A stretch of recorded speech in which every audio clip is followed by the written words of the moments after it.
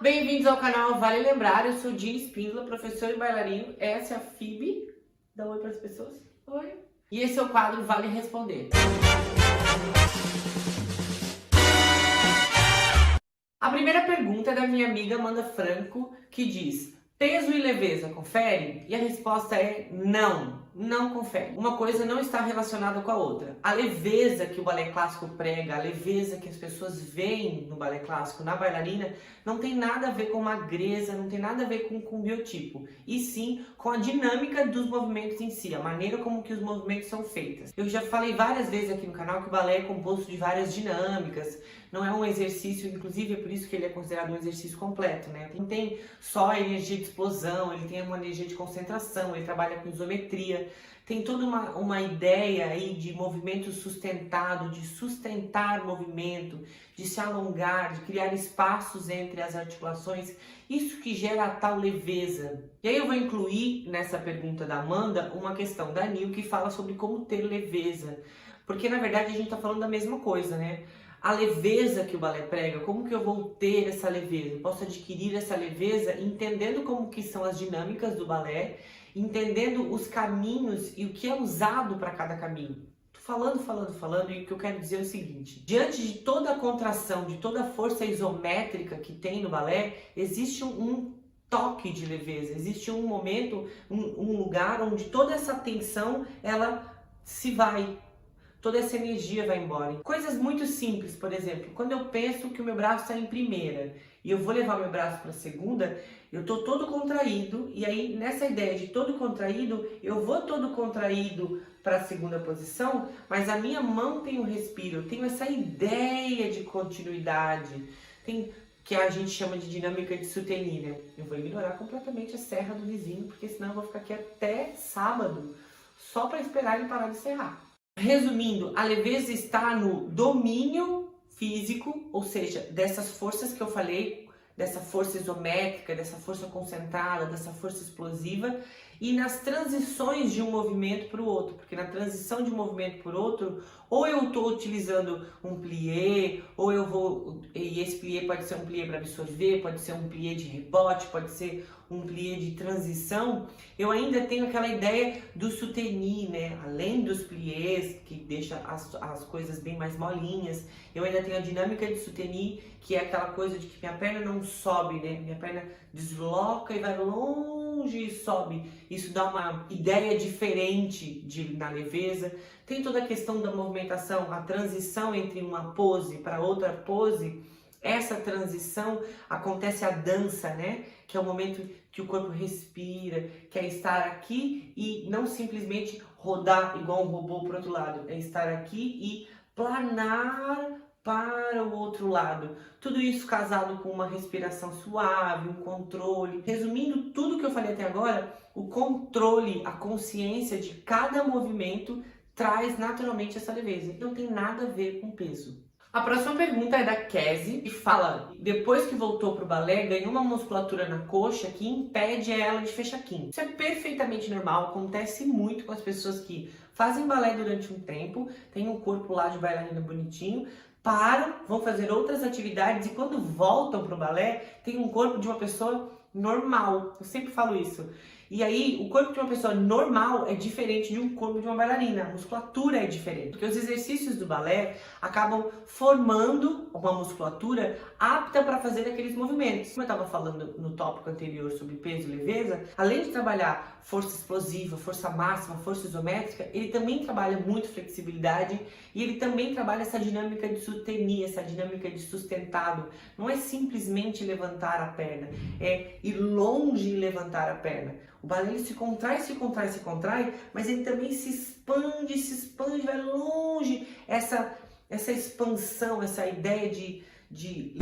Não é líquido a palavra e nem leveza, porque senão eu vou estar falando da mesma coisa, mas todo o trabalho do balé, resumidamente, todo o trabalho do balé não deixa a musculatura rígida, tende a deixar a musculatura maleável, forte, mas maleável. E aí quando a pessoa sai disso, vai fazer, sei lá, musculação ou qualquer outra atividade, quando ela volta, ela sim volta com o corpo normal, mais en dedans, e aí as formas do balé, a movimentação do balé fica meio difícil. Mas isso não é motivo para preocupação, porque com a prática do balé, automaticamente tu vai substituir uma força pela outra, gradativamente teu corpo vai voltar a ser um corpo de bailarina. Então insiste aí nas fechadas de quinta, nessa passagem pela primeira, insiste nessa coisa de apertar uma coxa contra a outra, trabalha super essa dinâmica de alongar o máximo, não pensar em subir, né? Pensar em longe, em estender essa musculatura, criar espaço nas articulações, que com o tempo tu vai voltar com esse corpo leve de bailarina. A terceira pergunta é da Carol, que fala sobre criatividade para montar coreografias. Eu tentei achar algum gatilho específico que sempre me inspira,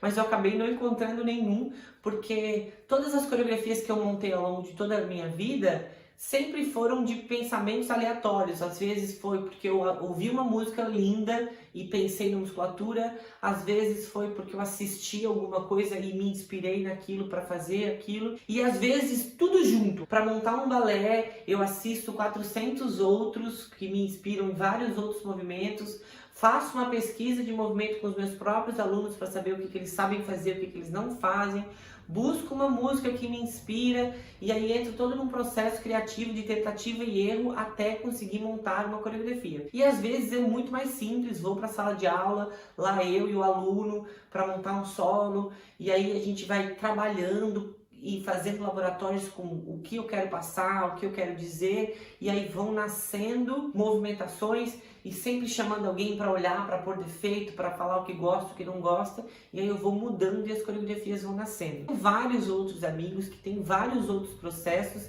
e que geralmente são assim, nasce uma música, ou às vezes a pessoa está em casa de boa, de repente dançando, fazendo faxina, encontra uma movimentação que agrada e aí essa movimentação se torna uma coreografia estudada depois, ou então a forma acadêmica, né? Nós vamos falar de linhas, vamos fazer uma movimentação cheia de linhas, tô dando exemplo, né? E aí pensando só em coisas lineares, em formas, sai montando um balé todo cheio de linhas, ou então vou pensar na natureza e tal. Eu, enquanto bailarino, participei de vários laboratórios diferentes, laboratórios assim com tinta, com água, com areia, com maçã, de ir na floresta e buscar movimentação. Ixi, foram muitas as formas de inspiração. Enfim, não existe uma fórmula, não existe uma receita que eu possa passar para te inspirar a fazer uma coreografia. Mas eu posso falar uma coisa que vai ajudar bastante. Entre todas as coisas que você assiste, todas as coisas que você quer fazer, no lugar da coreografia, é um lugar livre, é um lugar de experimentação. Então, é a tua criatividade, te descola dos medos e das coisas, tipo, o que é certo, o que é errado, se isso deve, se isso não deve, e começa a trabalhar no que você realmente quer fazer, o que você realmente quer passar. E aí se livra dessas amarras do que é belo e do que não é belo e pensa na estrutura coreográfica, na tua ideia, no que, o que tu quer que o público veja daquilo ali, se é belo, se não é. Sai dessa caixinha de o que é certo e o que é errado, porque dentro da coreografia a gente tem todo o espaço da experimentação. E experimente, não precisa ser uma coisa tipo, fiz e é isso é o certo. Não, monta um pedaço, assiste, dorme, acorda, vê de novo, muda alguma coisa. Acho que antes de montar uma coreografia, um bom laboratório, que é o espaço que a gente tem para experimentar, é muito importante. E, como eu falei, se livrar dessa estética do que é belo, do que é certo, do que não é, respeitando aí os limites físicos e tal, aquela coisa toda. E a última questão é da Elisete, que pede como ter força para ter um balance perfeito. E aí a gente vai entrar naquela ideia que a gente já falou aqui nos vídeos respostas mesmo, do como chegar a ter eixo, né? Qual é a diferença entre eixo e força para, né? Eixo, vamos dizer, essa capacidade que a gente tem de empilhar o corpo e se manter em pé. E aí eu preciso de força para ter este corpo em pé. E para manter esse corpo em pé, principalmente durante um giro, né? E aí a pergunta da Elisete é como ter força para isso. A resposta seria treino extra, mas treino extra é muito vago, né? Eu já falo sempre treino extras e às vezes as pessoas vêm nos comentários e falam: tá, mas eu vou treinar o quê de extra? Com relação à postura, com relação a essa estrutura de eixo, o que eu posso falar que vai super ajudar é tu pensar que fora da sala de aula, durante toda a tua vida, ou seja, durante as 23 horas que você passa fora da 1 hora que você passa lá na aula, você também tem que pensar nessa estrutura de eixo. Oi? Como assim? O que eu tô querendo dizer é que durante todo o seu dia, você pode estar trazendo essa ideia de abdômen contraído, quadril encaixado, ombros no lugar, cabeça com o ângulo certo, costela para dentro, o abdômen todo contraído, os três partes, períneo, o meio, costela fechada. Essa ideia de postura é uma forma de eu trabalhar esse meu tronco, porque daí a gente vai falar de novo sobre postura. Postura está super relacionado com o eixo, porque a gente pensa que a gente só tem que pensar nisso na hora que a gente está lá fazendo balé, porque daí lá no balé a professora fala de prender o abdômen, de encaixar o quadril, de pôr a perna no lugar certo, aí tu lembra do braço, aí tu lembra de tudo aquilo e tu trabalha aquilo e aí é um caos. E aí quando tu sai daquilo, tu deleta e fica pensando, Deus, o que eu vou fazer para ter eixo na vida? Ter eixo na vida, então vamos dizer assim. Durante todo o período que tu passa fora do balé, tu tem que se preocupar com esse eixo. E a preocupação com esse eixo é entender que teus ombros têm uma colocação, entender que teu abdômen tem que estar contraído o tempo todo e trazer isso para tua vida. Quando a gente conseguir ter, durante todo o teu tempo, essa ideia de que você é uma bailarina, e você é uma bailarina fora da sala de aula, você é uma bailarina lavando louça, você é uma bailarina sentada assistindo TV, você é uma bailarina sentada numa mesa, tomando um chá, conversando com as suas outras amigas, você é uma bailarina full time. A hora que tu conseguir ser uma bailarina full time, pensar na tua postura o tempo todo, eu tenho certeza que tu já vai ter se fortalecido o suficiente para ter eixo e girar uma pirueta, porque a gente tá falando da mesma coisa. Pensa aí com carinho nessa sua postura fora do balé, que vai super ajudar nesse fortalecimento desse eixo, para quando tu chegar lá no balé, tu já ser tão forte que tu não vai nem mais pensar e o eixo vai ser uma coisa natural. Então é isso, galera, chegamos ao fim de mais um vídeo de respostas. Semana que vem tem mais. Se você não é inscrito nesse canal, inscreva-se para não perder as respostas da semana que vem. Qualquer outra dúvida, deixa aqui nos comentários ou lá nas minhas redes sociais. Acompanhe a programação de aulas que tá rolando aí durante essa quarentena. Tá rolando uma série de lives aqui no canal de aulas de intermediário, iniciante, avançado, entre outras dicas que saem ao longo da semana. Curta esse vídeo para tornar esse conteúdo relevante. Muito obrigado por ter assistido até aqui e até mais!